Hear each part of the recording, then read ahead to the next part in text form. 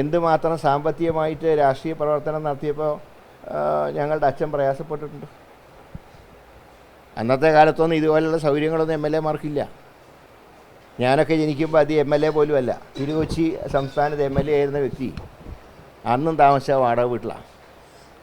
മുരളി മന്ദിരം ഉണ്ടാക്കുന്നത് 1962 കാലത്താണ്. അന്ന് അദ്ദേഹം ഒന്നുമല്ല, സാധനമില്ല. 60-ൽ അദ്ദേഹത്തിന് സീറ്റ് നിഷേധിച്ചു.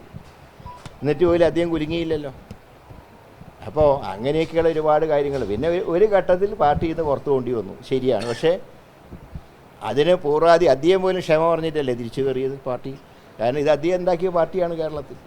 പ്രത്യേകിച്ച് 1978 ഇന്ദിരാഗാന്ധിയുടെ കൂടെ നിൽക്കുമ്പോൾ അന്ന് ഒന്നും ഉണ്ടായിരുന്നില്ല ആർക്കും.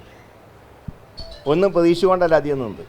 ഞാനിപ്പോഴും ഓർക്കുന്നുണ്ട്, 78 പാർട്ടി വളർന്നപ്പോൾ അന്നാണ് അദ്ദേഹം ആദ്യമായിട്ട് രാഷ്ട്രീയം വീട്ടിൽ സംസാരിക്കുന്നത്.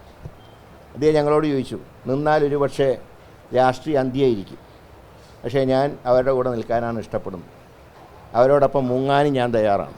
അത് പറഞ്ഞപ്പോൾ അദ്ദേഹത്തിനെ പ്രോത്സാഹിപ്പിച്ചവരാണ് ഞങ്ങളൊക്കെ. ആ പാർട്ടിയല്ലേ ഈ പാർട്ടി.